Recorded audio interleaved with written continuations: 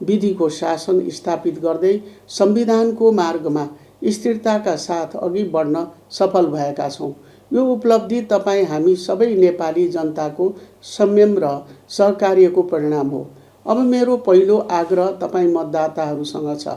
देशलाई राजनीतिक स्थायित्व र समृद्धिको मार्गमा अघि बढाउनका लागि सबै मतदाता आगामी निर्वाचनमा सरिक भइदिनुहोस्।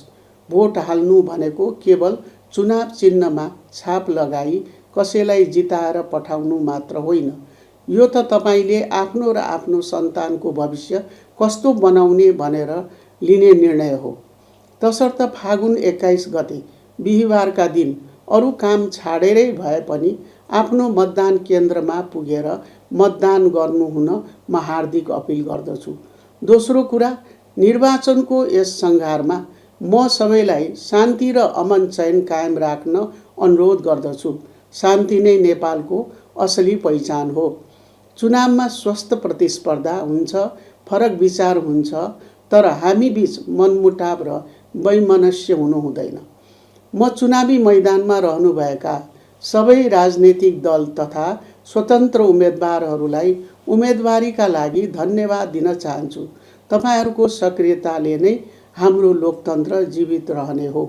साथै मौन अवधिमा पूर्ण अनुशासन पालना गर्न र त्यस अघिको बाँकी समयमा संयमित ढङ्गले एक अर्कालाई सम्मान गर्दै निर्वाचन प्रचार प्रसार गर्न म सबै राजनीतिक दल, उम्मेदवार तथा समर्थकहरूलाई आग्रह गर्दछु।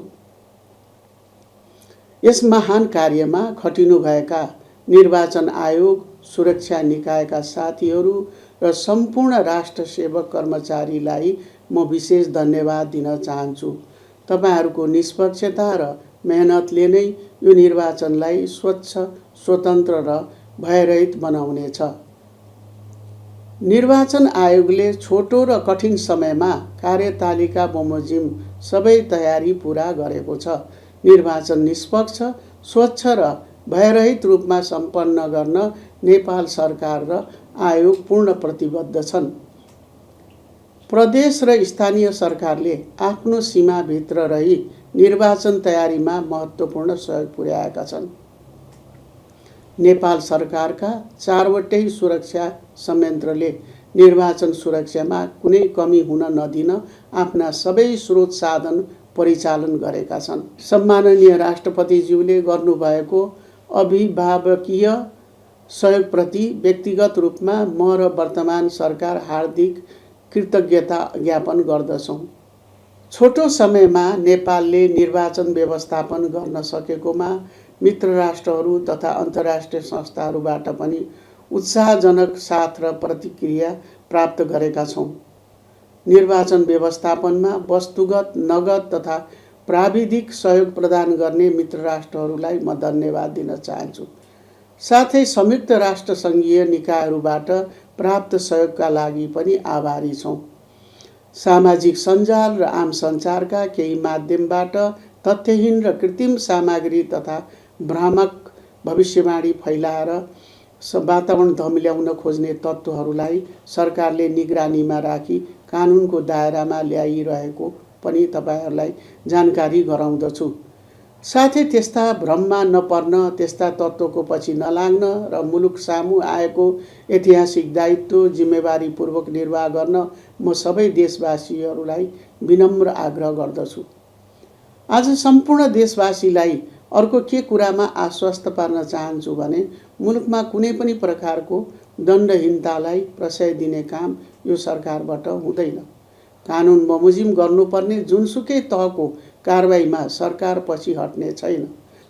तेस्रो, हाम्रो उत्सवको कुरा। निर्वाचनकै मुखमा हामी होली अर्थात् फागु पूर्णिमा मनाउँदैछौँ। यस पावन अवसरमा म देश तथा विदेशमा रहनुभएका सबै नेपालीलाई हार्दिक शुभकामना दिन चाहन्छु। आज संसारको अर्को कुनामा मध्यपूर्वी क्षेत्रमा युद्धको सङ्कट गहिरिएको छ। इरान वरपरको तनावले हामीलाई चिन्तित बनाएको छ। विकसित घटनाक्रमलाई नेपाल सरकारले सूक्ष्म रूपमा निहालिरहेको छ। त्यहाँ रहनुभएका हाम्रा नेपाली दाजुभाइ दिदीबहिनी र युवाहरूको सुरक्षा हाम्रो ठुलो चासोको विषय हो। त्यस क्षेत्रमा रहेका सबै नेपाली नियोगहरूलाई सुरक्षा सहजीकरणमा कुनै कमी हुन नदिन सक्रिय बनाइएको छ र परराष्ट्र मन्त्रालयले सघन अनुगमन गरिरहेको छ। हामी हरदम तपाईहरूको साथमा छौँ। नेपाली जहाँ रहे पनि प्रत्येक नागरिकको व्यक्तिगत सुरक्षा र हितको रक्षामा यो सरकार कटिबद्ध छ। अन्त्यमा इतिहासकै यो कठिन मोडमा प्रधानमन्त्रीको जिम्मेवारी सम्हालेर देशलाई नेतृत्व दिनुलाई मैले आफ्नो मातृभूमिप्रतिको जिम्मेवारीका रूपमा लिएकी छु। मैले सधैँ न्याय र निष्ठाको पक्षमा उभिएर काम गर्ने प्रयास गरेँ। अब केही दिनमा यो देशको बागडोर तपाईहरूले चुन्ने प्रतिनिधिहरूको हातमा पुग्नेछ। आउनुहोस्, होलीको खुसी साटौँ। फागुन 21 गतेको निर्वाचनलाई शान्तिपूर्ण, स्वच्छ र ऐतिहासिक बनाऊ। धन्यवाद।